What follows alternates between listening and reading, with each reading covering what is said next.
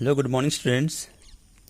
So now we are going to start chapter 4, okay, algebraic expression, right? Then before to do exercise, I give you some points, okay? Due to these points, you able to understand this chapter, okay? Then first, what is algebraic expression? Algebraic expression क्या होता है? तो a combination of constant and variable connected by fundamental operation addition, subtraction, division and multiplication are called algebraic expression. Okay, जो definition है जो वो आपको book में दिया हुआ है. ओके, पेज नंबर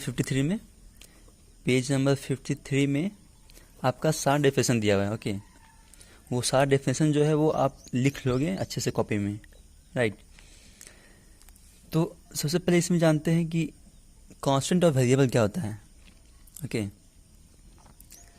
तो कांस्टेंट जो होता है उसको कांस्टेंट वैल्यू, ठीक है, जैसे कि कोई कांस्टेंट मतलब नंबर हुआ कोई, ठीक है, कोई फिक्स न्यूमेरिकल वैल्यू जो हुआ, जो भी नंबर होता है, ठीक है, वो नंबर्स को जैसे 1 2 3 4 ये सब जो नंबर्स होते हैं उसको क्या बोलते हैं हम लोग, कांस्टेंट बोलते हैं. ओके, और वेरिएबल जो होता है, वेरिएबल जो होता है उसको वेरिएबल हम उसको बोलते हैं जिसमें आता है वर्ड्स. ओके, वर्ड्स मतलब कि लेटर्स आता है, जैसे कि एक्स वाई या कुछ भी ले सकते हैं, ए बी, ये सब क्या होता है, वेरिएबल. ठीक है, जहाँ पे ये सब होता है मतलब उसको हम लोग वेरिएबल मानते हैं. ओके, मतलब कांस्टेंट की इसको हम लोग चेंज नहीं कर सकते, ये जो रहेगा वही रहेगा. ठीक है, लेकिन वेरिएबल जो होता है उसको हम लोग इसको चेंज कर सकते हैं. इसके प्लेस पे बहुत सारे वैल्यू हम लोग पुट कर सकते हैं. कौन सा वैल्यू, कांस्टेंट वैल्यू, इसकी जगह पे हम लोग पुट कर सकते हैं. ठीक है, ये चेंज हो सकता है, ये कांस्टेंट ये चेंज नहीं हो सकता है. ओके, तो अलजेब्रिक एक्सप्रेशन जो होता है वो कांस्टेंट और वेरिएबल से मिल के बना होता है. ठीक है, कांस्टेंट और वेरिएबल से, और जो ऑपरेशंस होते हैं प्लस माइनस डिवाइड मल्टीप्लिकेशन ये सारे. ठीक है, तो ये जो सारे ऑपरेशंस हैं उनसे और कांस्टेंट से और वेरिएबल से, ये तीनों से जो मिल के बना होता है, ठीक है, इक्वेशंस, उसको क्या बोलते हैं हम लोग, अलजेब्रिक एक्सप्रेशंस बोलते हैं. क्लियर, ये सारा डेफिनेशन आपकी बुक में लिखा हुआ है. ठीक है, वो आप लोग नोट कर लेना. उसके बाद है मोनोमियल. ओके, मोनोमियल क्या होता है, तो मोनोमियल एक अलजेब्रिक एक्सप्रेशन से है. ठीक है, मतलब कि ये कांस्टेंट वेरिएबल और इस ऑपरेशन से ही बना हुआ एक अलजेब्रिक एक्सप्रेशन है. ठीक है, जिसमें सिर्फ एक टर्म होता है. एक टर्म मतलब जैसे कि 7 हो गया या 2x हो गया या 3x हो गया, मतलब कि इसके बीच में जो टर्म है उसके बीच में ये जो ऑपरेशन है वो नहीं आएगा. ठीक है, ये सिर्फ सिंगल रहेगा. ठीक है, मतलब कि ये प्लस माइनस नहीं आएगा इसमें. ओके, प्लस माइनस आएगा तो मतलब कि वो 2 टर्म हो जाएगा, जैसे कि 3 + x हो गया, 3 + x हो गया, तो ये मतलब कि 2 टर्म हो गया. ठीक है, तो ये ऐसा नहीं रहेगा, यहाँ पे सिर्फ मल्टीप्लाई या डिवाइड हो सकता है, लेकिन ये एक ही में होगा. ठीक है, इसमें प्लस माइनस नहीं आएगा, तो उसको क्या, एक टर्म में. ठीक है, तो जो एक टर्म रहेगा उसको क्या बोलते हैं हम लोग, मोनोमियल, राइट, मोनोमियल बोलते हैं. आप बुक में डेफिनेशन देखना. ठीक है, मोनोमियल मतलब सिर्फ एक टर्म जिसके बीच में सिर्फ मल्टीप्लाई या डिवाइड हो. ठीक है, लेकिन एडिशन और सब्ट्रैक्शन उसके बीच में नहीं आना चाहिए. ओके, एडिशन और सब्ट्रैक्शन उसके बीच में नहीं आना चाहिए, तो वो क्या होगा, मोनोमियल, मतलब सिर्फ एक टर्म होगा. ओके, अब बाइनोमियल. बाइनोमियल मीन्स कि जिसमें 2 टर्म हो. ओके, भाई मतलब कि 2 टर्म जिसमें कि प्लस माइनस आए, मतलब कि एक ही आए, एक ही प्लस है एक ही माइनस आए. ठीक है, ये हो गया 2 टर्म. ठीक है, अगर ये 2 + x + 7 होता तो ये क्या होता, 3 टर्म हो जाता. ठीक है, इसमें 2 प्लस आइए ना, तो प्लस साइन जो है, प्लस माइनस साइन जो है वो उसको सेपरेट करता है. ठीक है, टर्म में डिवाइड कर देता है उसको. लेकिन इसमें बाइनोमियल है तो क्या होगा, ये 2 टर्म. ठीक है, 2 टर्म होगा तो क्या होगा, बाइनोमियल, सिर्फ प्लस एक ही रहेगा. ठीक है, ये प्लस या माइनस एक ही रहेगा, उसमें क्या बोलेंगे हम लोग, बाइनोमियल. ओके, अब है ट्राइनोमियल. ट्राइनोमियल में क्या होता है, इसमें 3 टर्म होता है. ओके, जैसे कि ये जो था ये क्या था, ट्राइनोमियल था, 3 टर्म रहेगा इसमें. क्लियर, जैसे कि x - y + 2, ये क्या हो गया, 3 टर्म हो गया, मतलब सेपरेट रहेगा, प्लस माइनस से वो अलग अलग सेपरेट रहेगा. ठीक है, ये अगर सिर्फ हम x का बात करें तो क्या हो जाएगा, ये मोनोमियल, राइट. लेकिन अगर हम लोग x - y का बात करें तो ये क्या होगा, बाइनोमियल। लेकिन आप इसका पूरा फुल का बात करें तो क्या होगा, ये ट्राइनोमियल होगा। ओके, तो प्लस माइनस जो है वो टर्म में डिवाइड करता है, ठीक है। ये एक टर्म हो गया, ये दो टर्म हो गया, ये तीन टर्म हो गया। क्लियर? तो मोनोमियल, बाइनोमियल, ट्राइनोमियल आपका क्लियर हो गया। ओके, अब आते हैं पॉलिनोमियल में। पॉलिनोमियल क्या होता है? तो पॉलिनोमियल जो है जिसमें एक से ज़्यादा टर्म होता है, ठीक है। एक या एक से ज़्यादा टर्म होता है उसको क्या बोलते हैं, पॉलिनोमियल। मतलब कि ये मोनोमियल, बाइनोमियल, ट्राइनोमियल को हम लोग पॉलिनोमियल बोल सकते हैं। ओके, पॉलिनोमियल में ये सब आ जाता है, ठीक है। बेसिकली पॉलिनोमियल का ये सब टाइप है, किस बेस्ड पे? नंबर ऑफ टर्म के बेस्ड पे। ओके, जैसे कि एक टर्म हुआ तो मोनोमियल हो गया, दो टर्म हुआ तो बाइनोमियल हो गया, तीन टर्म हुआ तो ट्राइनोमियल हो गया। तो पॉलिनोमियल बोलते हैं कि पॉलिनोमियल का डेफिनेशन ये है कि जिसमें एक या एक से ज़्यादा टर्म होता है। ओके, उसको क्या बोलते हैं हम लोग? पॉलिनोमियल। अब पॉलिनोमियल का ये टाइप है, ठीक है, किस बेसिस पे? नंबर ऑफ टर्म्स के बेस पे, ठीक है। तो पॉलिनोमियल क्लियर हो गया आपका। उसके बाद आप देखते हैं डिग्री ऑफ पॉलिनोमियल, ठीक है। डिग्री ऑफ पॉलिनोमियल क्या होता है? Degree of polynomial, degree of polynomial मतलब कि highest power of algebraic expression. Okay, तो हाईएस्ट पावर मतलब कि जैसे कि अब इक्वेशन है 3x² प्लस ax प्लस 2, ठीक है। तो इसमें इसका डिग्री क्या है? तो हाईएस्ट पावर जिसके x² ना है ये, तो x² है तो ये सबसे हाईएस्ट पावर तो ये है 2 है, तो इसका डिग्री क्या हो गया? 2 हो गया डिग्री, ठीक है। डिग्री 2 हो गया। ओके, उसी तरह से अगर यहाँ पे होता 3x³ प्लस 2x² प्लस 1, तो डिग्री क्या होता है इसका? इसका डिग्री 3 होता, ठीक है। क्यों? क्योंकि ये सबसे हाईएस्ट पावर है, इसलिए डिग्री होगा ये 3। जो हाईएस्ट पावर होता है वही क्या होता है? डिग्री होता है इसका, ठीक है, ये पॉलिनोमियल का। ओके, अब फैक्टर। फैक्टर क्या होता है? फैक्टर मीन्स कि जैसे कोई नंबर है, ठीक है, जैसे कि हम लेते हैं 4। ओके, अब 4 को हम इसको अगर फैक्टराइज करें तो 2 2 4, तो मतलब 4 को हम लोग 1 × 2 के फॉर्म में लिख सकते हैं, ठीक है। तो ये जो मल्टीपल फॉर्म में लिख सकते हैं ये सब क्या होता है? इसका 4 का फैक्टर है, मतलब कि जिससे ये डिवाइड हो जाए टोटली। ओके, जिससे ये 4 जो है वो डिवाइड हो जाए, वो क्या होगा? उसका फैक्टर होगा, राइट। तो फैक्टर मीन्स कि मतलब कोई भी जो वैल्यू होगा या कोई इक्वेशन होगा उसको हम लोग अलग अलग टर्म में लिखने के बाद उसका जो प्रोडक्ट है, ठीक है, वो क्वेश्चन के अकॉर्डिंग आ जाए। जैसे कि अब x है या x है, ठीक है, x² है, x² यहाँ पे, तो इसका फैक्टर क्या हो सकता है? इसको ठीक से लिखते हैं, x² है तो इसका फैक्टर क्या हो सकता है? x × x, right, x × x, right. तो मतलब कि x² का फैक्टर क्या हो गया? x और x हो गया। ओके, मतलब कि इसको मल्टीपल फॉर्म में लिखना, ठीक है। ओके, जिससे कि अब इससे हम लोग इसको डिवाइड करेंगे x को, x से x² को, तो x टाइम्स में ये x² 0 हो जाएगा ना, तो ये x से ही x² कट गया, 0 आ गया रिमाइंडर, तो ये x जो है वो इस x² का फैक्टर है। ओके, तो ये होता है फैक्टर। उसके बाद क्या है? उसके बाद है कोफिशिएंट। ओके, कोफिशिएंट क्या होता है? कोफिशिएंट मीन्स कि मल्टीपल नंबर, ओके, मतलब वेरिएबल के साथ जो कांस्टेंट नंबर जो मल्टीपल में होता है, मतलब कि जैसे कि आपके पास एक कोई वैल्यू है कि x² y 7x² y है, ठीक है। तो इसमें हमको x² का कोफिशिएंट पूछ रहा है, तो ये x² को छोड़ के जो नंबर बचेगा वो सब क्या होगा? इसका कोफिशिएंट हो जाएगा। मतलब कि इसका क्या कोफिशिएंट हुआ? 7y हो जाएगा, 7 और y x² का, ठीक है।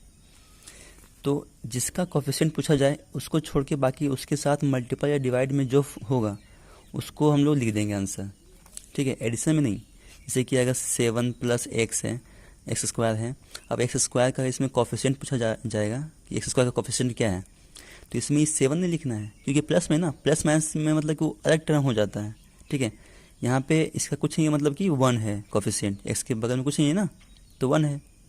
ओके, तो 1 इसका कोफिशिएंट हो गया, राइट। उसी तरह से अगर इसमें 7/2 x² है, ठीक है। ओके, तो इसका कोफिशिएंट क्या होगा? 7/2 हो गया। ओके, मतलब जिसका कोफिशिएंट पूछा जाए उसको छोड़ के जो भी नंबर बचेगा वो क्या होगा, इसका कोफिशिएंट होगा। ओके, जैसे कि आप एक और एग्जांपल लेते हैं कि 8x² divide by 3 plus 2। Okay, तो इसका कोफिशिएंट क्या होगा x² का, तो x² का कोफिशिएंट जो है वो, इसको अगर हम लिखना चाहें तो 8/3 x² लिख सकते हैं, राइट, प्लस 2। तो इसका x² कोफिशिएंट क्या होगा, 8/3 होगा।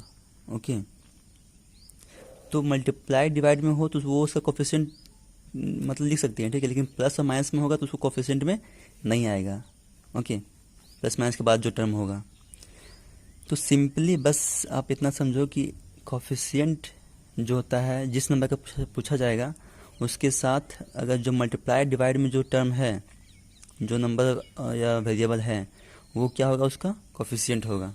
ओके, जैसे कि x² y z है, ठीक है, तो x² कोफिशिएंट पूछा जाएगा तो क्या होगा, y z इसका कोफिशिएंट हो गया। क्लियर, तो ऐसा होता है ये कोफिशिएंट। ओके, अब आते हैं हम लोग एक्सरसाइज में, ठीक है, एक्सरसाइज में आते हैं हम लोग एक्सरसाइज 4.1। एक्सरसाइज 4.1 में क्या है, तो फर्स्ट क्वेश्चन जो है आपका, उसमें सिर्फ आपको वेरिएबल पार्ट पूछा है, ठीक है, वेरिएबल पार्ट। जैसे फर्स्ट का फर्स्ट है 7x²/4, तो इसमें वेरिएबल कौन सा है, जो लेटर होता है वो सब वेरिएबल होता है, ठीक है, और जो नंबर होता है वो सब कांस्टेंट होता है। तो 7/4 क्या है, कांस्टेंट है, और वेरिएबल क्या है, x²। तो वेरिएबल टर्म क्या है, इसमें वेरिएबल टर्म जो है वो x² है। ओके, इसी तरह से आप बनाना इसको पूरा। उसके बाद सेकंड नंबर में है identify the constant part. Constant part मतलब कि जो नंबर के फॉर्म में है, मतलब 3 7 -7/2, ये सब क्या है, 2 का वन में देखते हैं 3x³ है, ठीक है, तो इसमें 3 जो है वो कांस्टेंट हो गया। ओके, तो इस तरह से आप जितना भी हम समझाएं उसके अकॉर्डिंग आप पूरा सॉल्व कर लोगे। ओके, तो 3 4 5 तक आप सॉल्व कर लोगे, ठीक है। उसके बाद 6 नंबर हम एक सॉल्व कर देते हैं कि इसमें ऐड करना है। ओके, तो ऐड कैसे करते हैं, तो इसमें दिया हुआ है 9a, -5a, 6a, -4a and 7a। Okay, तो इसको ऐड करना है हमको। तो ऐड करना है तो क्या करेंगे कि जो सेम जो वेरिएबल होगा ना उसको उसी के नीचे लिखेंगे, ठीक है, जैसे कि 9a हो गया तो फिर -5a हो गया, ठीक है, फिर इसको ऐसे लिखते हैं, ठीक है, इसको हमको ऐड करना है तो 9a plus -5a, okay, plus 6a, clear, plus -4a, फिर प्लस 7a। ओके, अब इसको हम लोग सॉल्व करें तो क्या आएगा, 9a plus minus 5a plus 6a plus minus 4a plus 7a। Okay, अब जो माइनस माइनस में है उसको एक साथ लिखते हैं हम लोग, तो ये प्लस प्लस में एक साथ, तो 9a प्लस 6a जो प्लस प्लस में है तो इसको एक साथ लिख दिए, और फिर -5a -4a अलग लिख दिए, ठीक है। तो तीनों को ऐड करते हैं, तीनों को प्लस सेम साइन है ना, तो तीनों को ऐड कर देंगे, 9 10 15 15 5 20 22। ओके, 22a माइनस 9a, कितना बचेगा इसमें, 13a। ओके, ये हो गया आंसर इसका, राइट। उसी तरह से सबको ऐड करना है, ठीक है, और 7 नंबर जो क्वेश्चन है उसमें आपको सब्ट्रैक्ट करना है। ओके, वो भी आप कर लोगे, क्लियर। और जो नहीं बनेगा आपसे तो व्हाट्सएप में आप मैसेज कर सकते हो। ओके,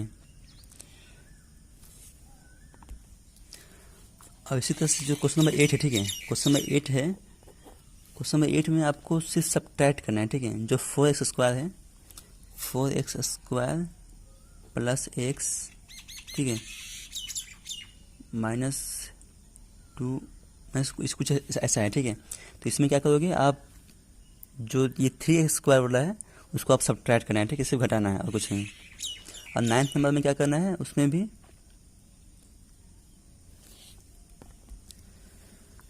9 नंबर में जो है 8 तो आपको क्लियर हो गया, ठीक ना। 8 में सिर्फ आपको सब्ट्रैक्ट करना है, ठीक है, जो 4x² वाला क्वेश्चन वो जो है ये इक्वेशन, उसमें से जो 4x² का जो क्वेश्चन है इक्वेशन है उसमें से ये 3x² वाला आपको माइनस करना है, ठीक है, सब्ट्रैक्ट करना है बस। अब क्वेश्चन नंबर 9 में क्या करना है कि इसमें पूछ रहा है कि what should be subtracted from 0 to get this equation. Okay, तो 9 नंबर में जीरो में क्या हमको मतलब माइनस करना है कि जो आपको क्वेश्चन दिया हुआ है वो आ जाए, ठीक है, एक्सप्रेशन जो दिया हुआ है आपका वो आ जाए। तो जीरो में अगर हम माइनस कर रहे हैं, ठीक है, घटा रहे हैं, तो अगर जो एक्सप्रेशन दिया हुआ है वो नेगेटिव में कर दें, ठीक है, नेगेटिव में कर दें तो उसको अगर जैसे कि क्वेश्चन क्या है, एक्स का पावर, मतलब जीरो में जो क्वेश्चन दिया हुआ है आपका 9 में एक्सप्रेशन जो इक्वेशन दिया हुआ है उसी को नेगेटिव में करके हम लोग माइनस करें तो ये मतलब ये जो क्वेश्चन दिया हुआ है वही आ जाएगा आपका, ठीक है। जैसे कि जीरो माइनस नेगेटिव में जो इक्वेशन दिया हुआ है आपका एक्स स्क्वायर कुछ है माइनस एक्स प्लस 3 कुछ है, ठीक है। इसको हम लोग माइनस नेगेटिव में कर दे, ठीक है। इसको नेगेटिव में अगर इसको जीरो में माइनस करें तो क्या होगा, ये पॉजिटिव में आ जाएगा, ये माइनस माइनस प्लस हो गया ना, माइनस माइनस प्लस हो जाएगा, ठीक है। ये जो इक्वेशन है वो यहाँ पे आ जाएगा, राइट। तो ये पॉजिटिव में आ गया हमारा आंसर। ओके, तो अगर जीरो में हम माइनस कर रहे हैं ये नेगेटिव क्वेश्चन, ये जो इक्वेशन है ये नेगेटिव में इक्वेशन में माइनस करेंगे इसमें, तो जो इक्वेशन जो आएगा वो पॉजिटिव में आ जाएगा आपका। ओके, क्योंकि माइनस माइनस प्लस हो जाएगा, क्लियर। 9 नंबर ऐसे बनेगा आपका। क्वेश्चन नंबर 10 और 11 तो आपसे बन जाएगा क्योंकि इसमें से सिंप्लीफाई करना है, ठीक है, सिंप्लीफाई करना है। अब इसको ट्राई करना पूरा खुद से, ठीक है। जो नहीं बने तो फिर व्हाट्सएप पे मैसेज करना, बता देंगे। फिर आप खुद पहले एक बार अपने से ट्राई करो। ओके, अब क्वेश्चन नंबर 12 में आपको क्या करना है कि इसमें ए बी सी जो है उस ए बी सी का वैल्यू क्वेश्चन में रखना है, ठीक है। जहाँ पे ए है ना वहाँ पे ए का वैल्यू रखना है, मतलब 3x स्क्वायर माइनस 7 है ना, उसको ए के प्लेस पे रखना है, बी के प्लेस पे जो वैल्यू दिया है उसको रखना है, ठीक है।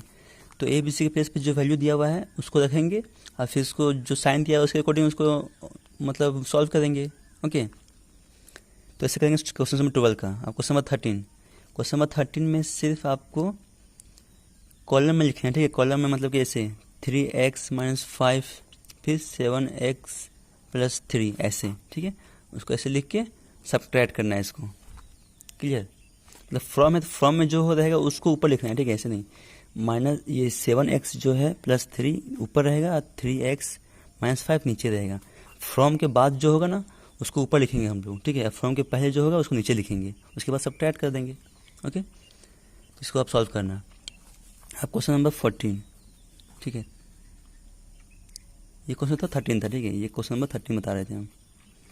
अब ये क्वेश्चन नंबर 14 में पूछ रहा है कि the some of 4xy 12xy and 3xy कितना क्या होगा, ठीक है। तो तीनों को ऐड कर दो, 3xy फिर क्या है 12xy, ठीक है, 12xy फिर क्या है 3xy। तो इसको ऐड कर देते हैं, तो 12 4 16 16 3 19 xy आंसर होगा आपका। मतलब कि इसमें ऑप्शन 4 सही है।